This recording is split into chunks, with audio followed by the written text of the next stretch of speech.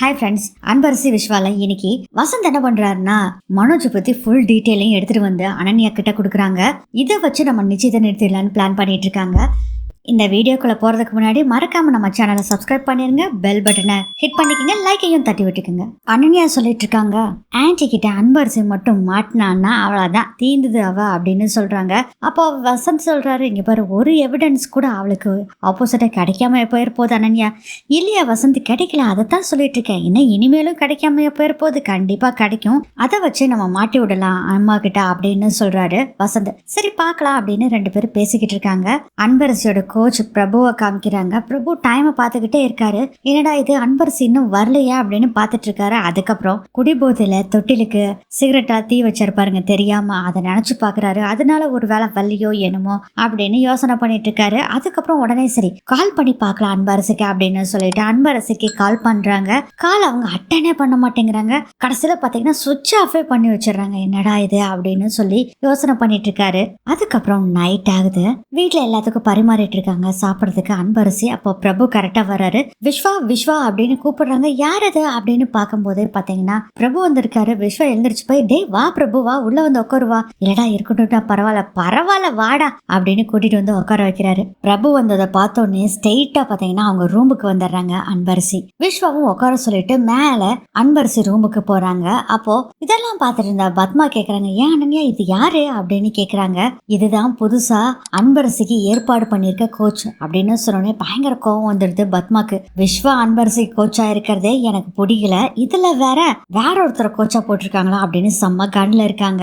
அன்பரசி இங்க ரூம்ல வந்து என்ன அன்பரசி பண்ணிட்டு இருக்க, அங்க அவன் வந்திருக்கான், நீ பாட்டுல வந்துட்ட. சார் முதல்ல அவர் அங்கிருந்து போ சொல்லுங்க சார், எனக்கு அவரை பார்க்கவே பிடிக்கல சார். அதுவும் அந்த பிராக்டிஸ் பண்ற இடத்துல அவர் நடந்துக்கிற விதம் கொஞ்சம் கூட பிடிக்கல. அது மட்டும் இல்லாம குழந்தைய பாத்துக்கிற விதம் இதான் சார், இது கொஞ்சம் கூட நல்லாவே இல்லை சார். வீட்டுக்கு வந்து உட்காந்துருக்கான், அவனை உபசரிக்கிற விதமா இது அன்பரசி. அன்பரசி போய் வாங்கன்னு கேட்டுட்டு என்னன்னு பேசு.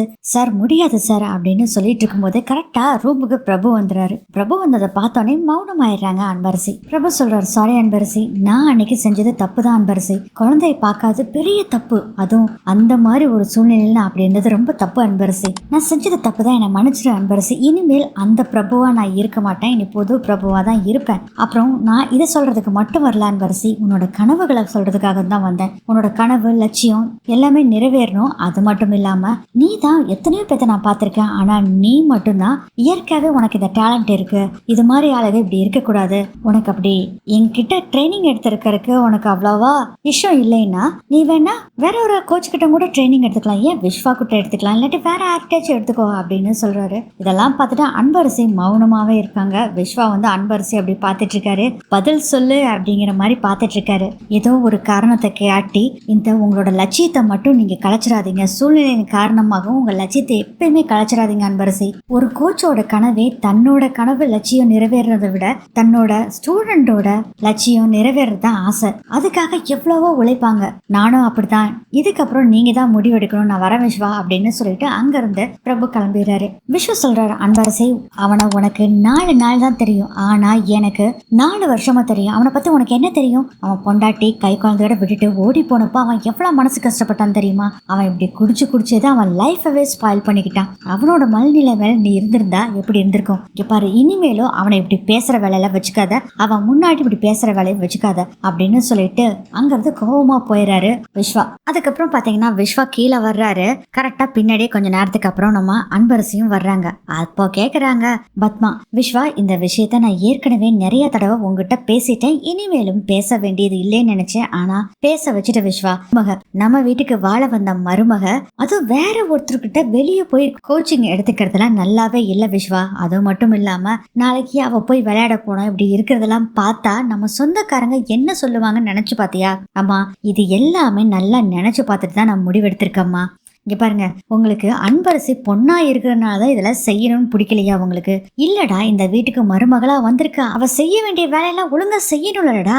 மா அவ என்னென்ன செய்யணுமோ நம்ம குடும்பத்துக்கு அதெல்லாம் செய்வா. என்ன பொறுத்த வரைக்கும் அந்த செய்ய வேண்டிய விஷயங்கள் அவளோட லட்சியத்தை தடுக்குதுன்னா அதை செய்யவே வேண்டிய அவசியம் இல்லம்மா அப்படின்னு சொல்றாரு விஸ்வா. இதெல்லாம் பார்த்துட்டு அனன்யாக்கு ரொம்ப சந்தோஷம். எப்படியும் 2 பேத்துக்கு இடையில சண்டை வந்துருச்சு. அடுத்தது அன்பரசிய கண்டிப்பா விளையாட வேணான்னு தான் சொல்லுவாங்க அப்படின்னு நினைச்சிட்டு இருக்காங்க.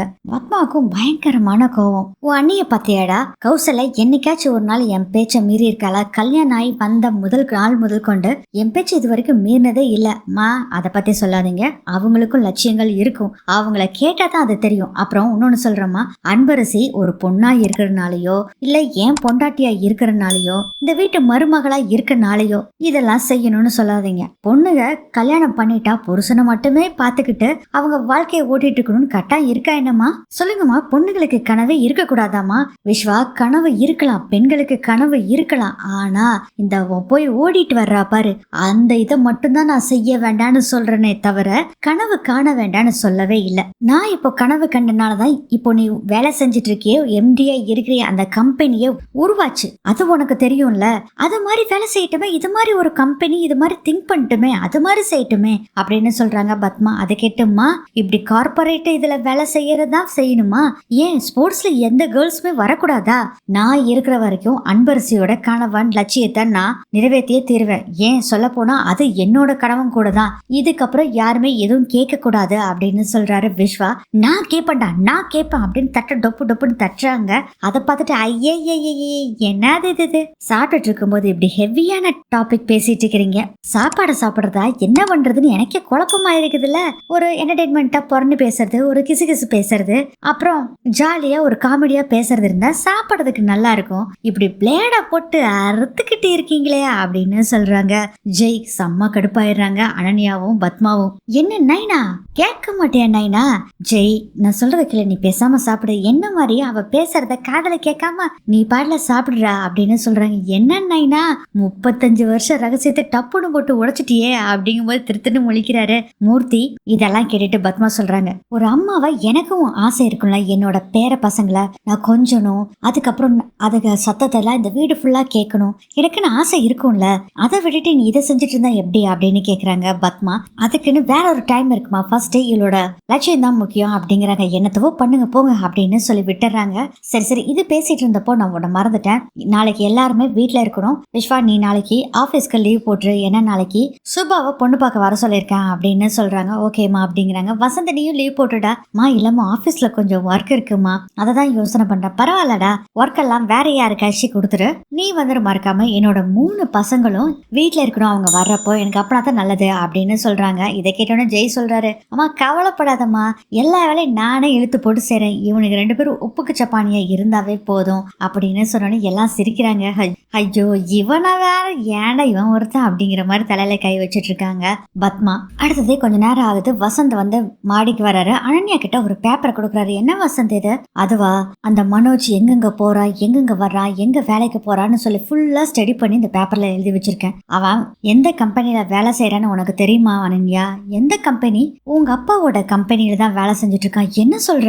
ஆமா, அதை யாரு வேலைக்கு சேர்த்து விட்டா தெரியுமா? உங்க அக்கா அன்பரசி தான். ஓஹோ, இந்த வேலையில நடந்திருக்கா?